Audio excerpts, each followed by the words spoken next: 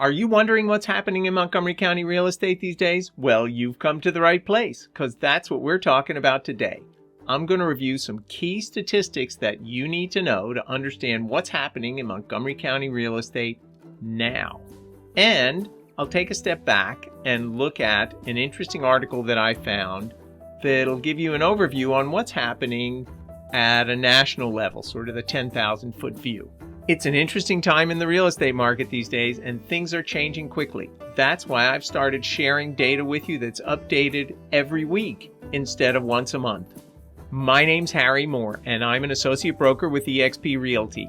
And if you like what you see, I hope you'll take a minute and tap that like button, and let's dive right in so we can see what's going on.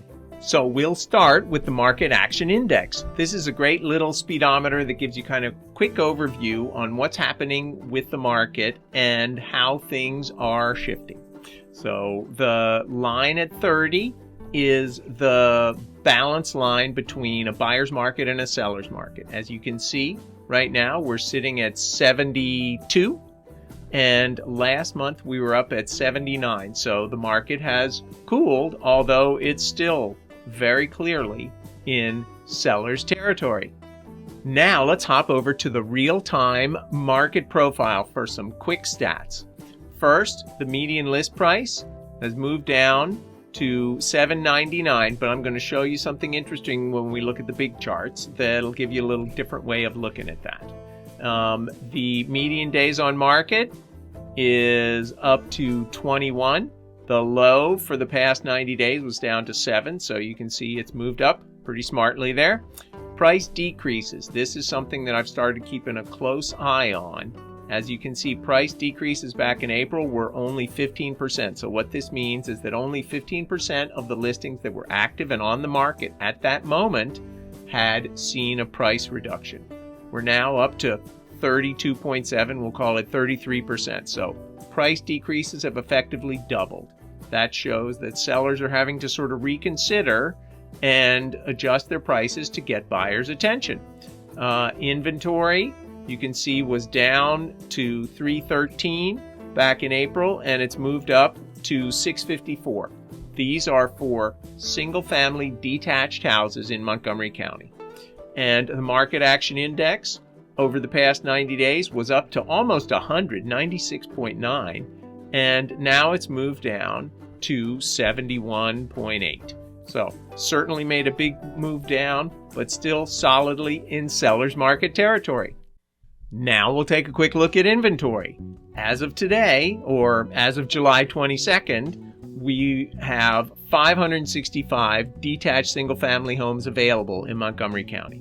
That's up quite a bit over the 238 back in March.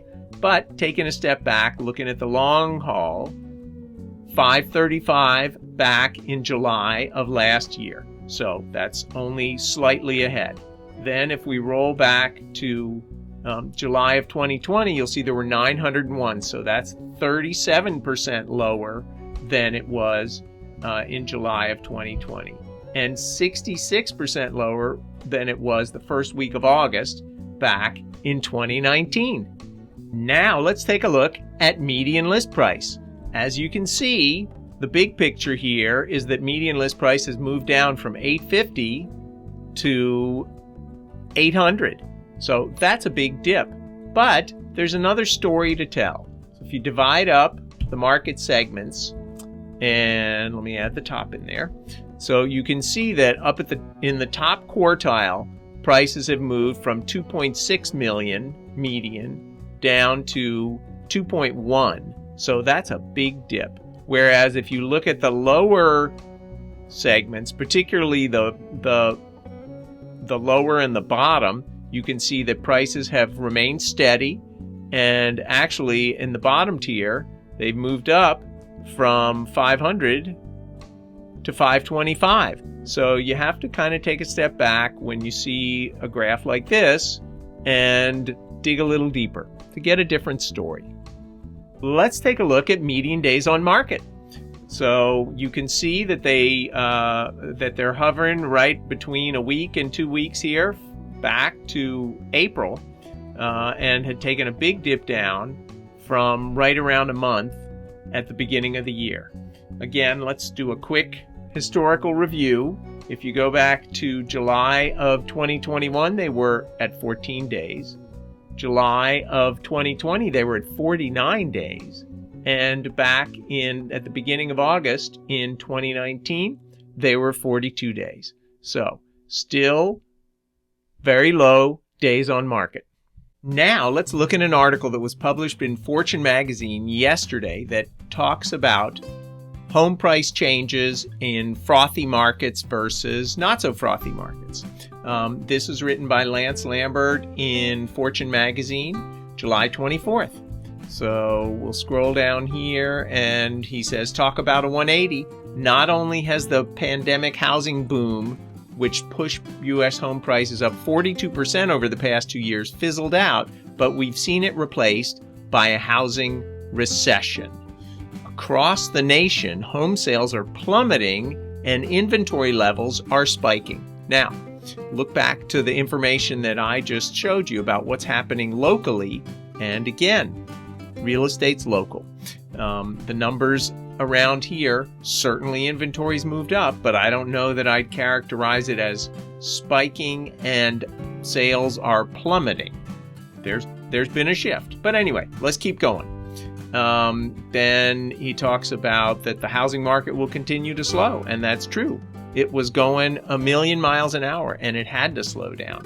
And the Fed has done its best to put on the brakes with interest rates moving up. They're meeting the end of this week.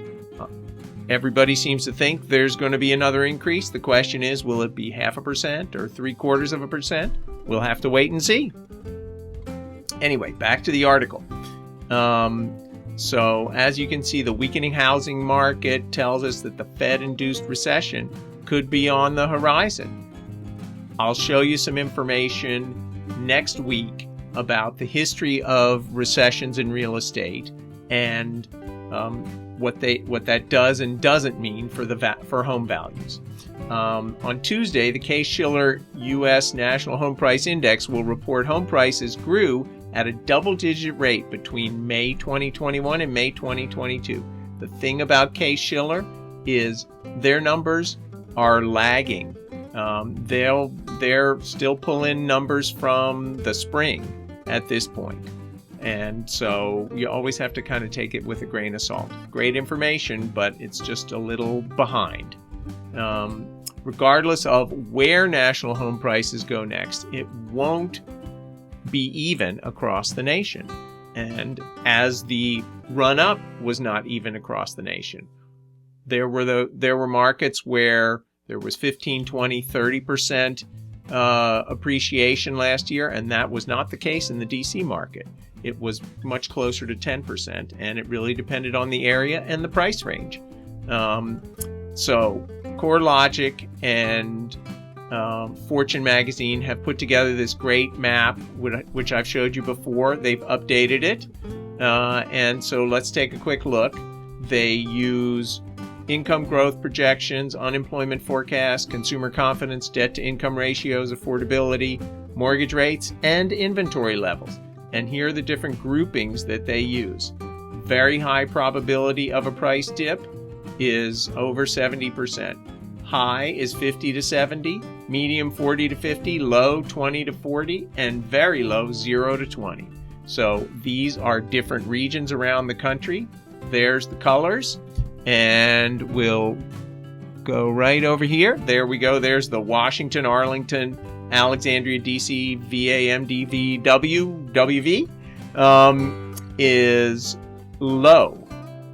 Again, based on all the criteria that they used. You can see a lot of the hot markets out on the West Coast, and Boise, very high risk of prices dropping. Lake Havasu, and there are a few markets around Philly, up in Connecticut, where they had big run-up in prices over the past couple of years. By historic standards, Connecticut market had been flat for years, and they had a big run-up in prices. because people were headed out of the city. And now CoreLogic seems to think that things are going to turn around. We'll have to see how it all plays out. Anyway, continuing down. Oh, I'll put a link to this article in the remarks below so you can check it out and play around with the map. So looking at 392 regional housing markets, CoreLogic found that 98 markets had a greater than 50% chance of seeing local home prices decline. So almost 25% of the markets. And the interesting thing is that in June, there were only 45 of those markets. And in May, there were only 26. So they've definitely changed the profile of the risk, and they are seeing a shift in the market, which is there. The market is normalizing. That's what it's really doing, is it's normalizing. So the number of markets with more than 50% probability doubled again, but it still remains concentrated to regions that saw strong price growth over the last 2 years or areas with population outmigration. And, there's some other interesting thing. Oh, yeah, there was this dot graph down here, which I hadn't noticed before. I don't know if this was in prior weeks or not. Somewhere. There we go. So there's the Washington, Arlington, Alexandria. Let me scroll it up here so that it's more in the middle. So there's the Washington, Arlington, Alexandria area, DCVAMD. And you can see that we're, kind of in the middle of the pack. The criteria here are change in inventory is this axis, and up here is percentage overvalued. So the DC markets was an expensive market to start out with. And so we didn't see that big run up in values that the lower priced markets and lower priced, lower tax markets did over the past couple of years. So that's about it. We'll wrap it up. If you've got any questions, please let me know. You can either leave them in the remarks or you can reach out to me. My contact information is below. I hope you found this useful. Would love to get some feedback from you if there's anything else I can do to add or change. And if you'd like to check out some of my prior videos, you can click over here for a recent tour that I did of a local neighborhood in Montgomery County. And you can click down there to subscribe to my channel. Hope you have a great day. Take care, and I'll see you on the next one.